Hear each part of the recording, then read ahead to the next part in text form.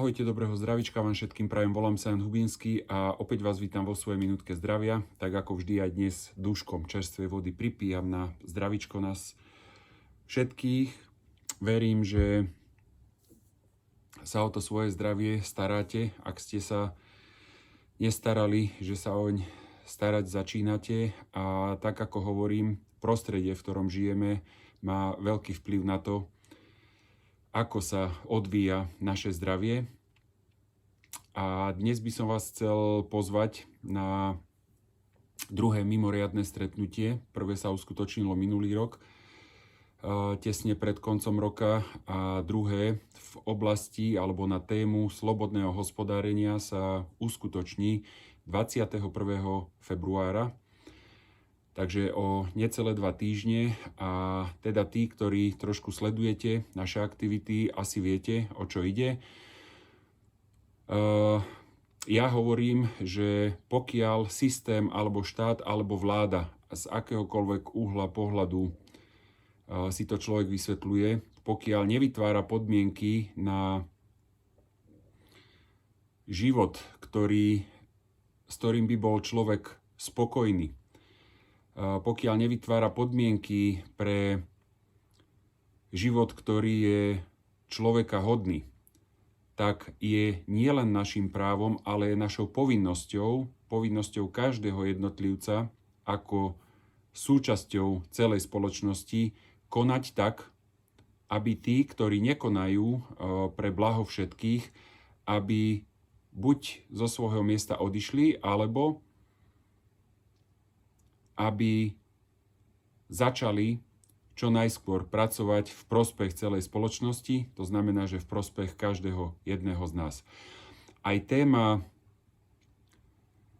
slobodného hospodárenia je veľmi podstatná z toho dôvodu, že okrem samozrejme mnohých medzinárodných dohôd, zákonov,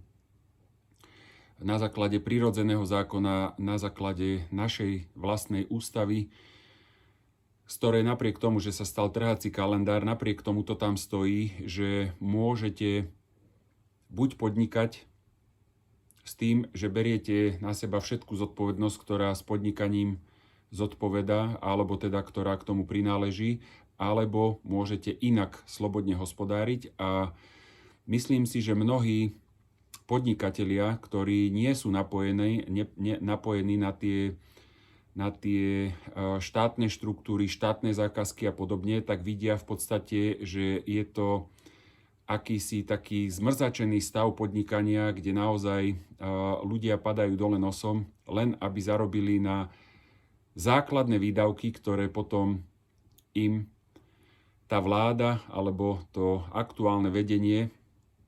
tu na tohto nášho Slovenska potom cez rôzne kanály ukradne, či už zvyšovaním rôznych poplatkov, daní, odvodov, rôznymi záťažami, a človek naozaj sa stáva doslova a do písmena otrokom toho systému a každý deň zaspáva s obavou a strachom o prežitie, s obavou a strachom, čo si môže dovoliť, čo si nemôže dovoliť, či bude mať vôbec na základné úhrady všetkých šekov, ktoré pristanú v jeho schránke, či už súkromnej alebo pracovnej. Sami viete, že na Slovensku sa toho deje veľa, ľudia majú všetkého plné zuby, nie sú ochotní na týchto vandrákov, alebo jak by som to povedal, ľudí, ktorí s nepoctivými úmyslami jednoducho prisluhujú, je jedno komu, ale jednoducho to robia na úkor poctivo pracujúcich ľudí, a aj tento príspevok je pre ľudí, ktorí majú poctivý zámer. Preto je aj téma slobodného hospodárenia veľmi úzko, až dokonca by som povedal priamo prepojená s témou živého človeka. Ja od vás dostávam veľmi veľa mailov, požiadaviek na to, aby som povedal, poradil, jak sa stať živým človekom, a znovu to zopakujem, aj dnes živým človekom sa stávate tým, že sa rozhodnete vo svojom vnútri, vo svojom srdci, že dokážete sami sebe dôverovať v tom, že dokážete žiť spravodlivo, že dokážete žiť v pravde, dokážete tak aj konať, nie len teda rozprávať, ale v tom živote aj na základe týchto princípov, ktoré sa dnes ako si zo spoločnosti vytratili, naozaj žiť. No a v tom momente sa stávate živým človekom, to znamená, že jednak dobrovoľne opúšťate tie vody toho prisluhovania tomuto systému, ktorý je systém príživníctva, systém mafiánskeho okrádania a vidíte, čo všetko sa deje tuto s našou zemou, s našim krásnym Slovenskom, či už sa to týka vody, pôdy, lesov, čohokoľvek, proste naozaj pár v úvodzovkách šikovných, ale mimoriadne hlúpych ľudí z môjho uhla pohľadu jednoducho zabudli, kto sú, vďaka komu tu sú a že sú takisto len súčasťou tejto spoločnosti, ale my sa nebudeme venovať im, pretože to je jediné, čo oni potrebujú, aby sa dokázali živiť z našej energie, nech už je pozitívna alebo negatívna. Našou úlohou je postarať sa o to, aby sme my mohli jednak samozrejme dôstojne žiť, dôstojne živiť seba, svojej rodiny, bez toho, aby sme boli okrádaní a aby tieto zlodejské metódy naberali obrátky, ktoré naozaj nemajú hranicu, či už sú to poplatky za diaľnice, či už sú to poplatky za parkoviská. Ja odkazujem všetkým, ktorí sa na tomto podielajú,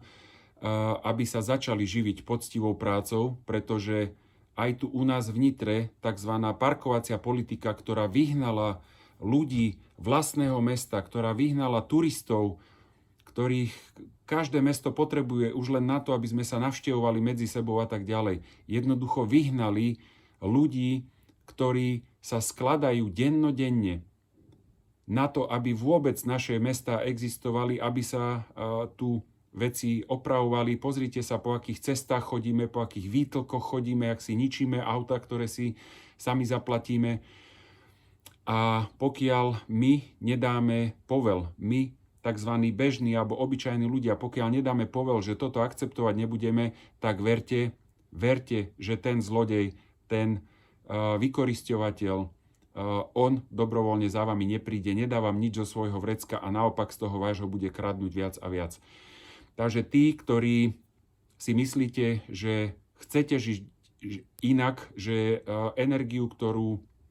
vynaložíte na to, aby ste si zarobili na živobytie, že naozaj patrí vašej rodine, patrí vám, tak máte príležitosť sa o tom dozvedieť na našom blížiacom sa praktickom seminári, kde medzi vás prídu ľudia, ktorí v slobodnom hospodárení už žijú veľa rokov a budú vám zodpovedané otázky, či už sa budú týkať teda tej zákonnosti, aby niekto nemal obavy, že sa tu týka teraz o nejaké rebelstvo, za ktoré vás bude niekto naháňať a dávať do basy alebo niečo. Takisto v rámci ekonomickej, ako to funguje, takisto v rámci právnej, teda aby ste sa v tom vyznali a aby ste sa vedeli postaviť na vlastné nohy. Samozrejme všetko, aj to organizovanie, aj pozývanie hostí, aj ich cesta, aj náklady s tým spojené, treba ich samozrejme uhradiť, preto tí, ktorí sa prihlásite na tento seminár s tým, že teda miest už nie je veľa, takže tí, ktorí máte vážny záujem, tak bude dobre, keď sa čo najskôr prihlásite.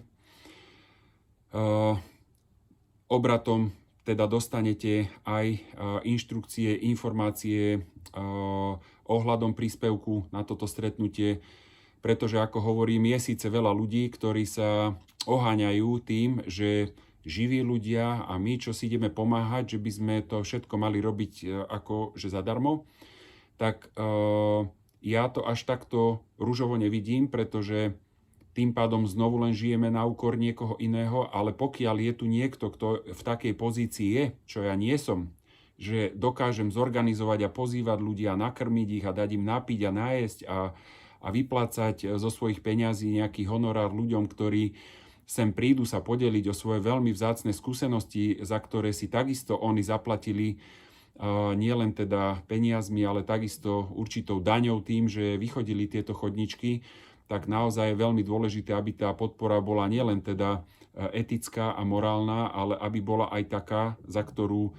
treba natankovať, aby bola taká, za ktorú sa treba nájsť, za ktorú treba navariť, za ktorú treba odmeniť či už kuchárov alebo ľudí, ktorí prídu upratať miestnosť, ktorí ju postavili, ktorí ju zaplatili. Takže každý, kto je nejak tak stotožnený, že je ochotný si otrhnúť od úst fľašku vína, alebo krabičku cigariet, alebo nové šaty, alebo víkendový pobyt niekde v Tatrách, alebo v kúpeloch a chce urobiť jednak teda podporu ľuďom, ktorí medzi nás prídu a jednak teda sa chce pohnúť sám ďalej, tak ste pozvaní na toto naše stretnutie, ktoré sa uskutoční 21. februára. Kde, kedy a ako to všetko dostanete až v maili, pretože jedinou vstupenkou na toto stretnutie je osobné prihlásenie sa cez e-mail, ktorý vám zazdielam dolu pod tento príspevok, alebo vám ho aj teraz poviem, je to zdravie@janhubinsky.sk.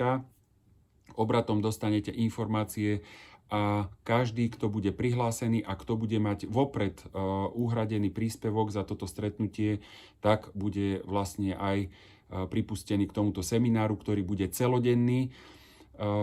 Takže tak, ako som povedal, všetky potrebné informácie dostanete obratom a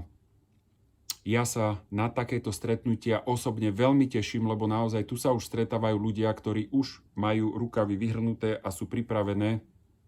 urobiť potrebné kroky. Takže živý človek nie je len o rozprávaní, že chceli by sme mať svätý pokoj so všetkým, ale je to o tom, že my si tu ideme naozaj povedať, ako chceme žiť, akým spôsobom si predstavujeme, aby sa tá verejná správa starala o všetko, čo má spravovať a napriek tomu, že to nemusí ísť raketovou rýchlosťou, ja hovorím a vidím, že časy sa menia a čím viac ľudí k tomu priloží ruku k dielu, o to skorej sa tie zmeny budú aj diať. Ďakujem všetkým, tak ako Danielovi Máčovskému, ktorý robí so svojou partnerkou ohromnú prácu v rámci veterných turbín, ktoré sa tu majú alebo mali rozmáhať a vidíme, že naozaj sa tam dejú veľké zmeny. Takisto ale ďakujem všetkým, ktorí robia akúkoľvek aktivitu, aby tento svet, aby to, čo sa nám nepáčilo, aby to bolo lepšie a na to všetko pripíjam dúškom čerstvej vody a vidíme sa. Ahojte a všetko dobré vám prajem.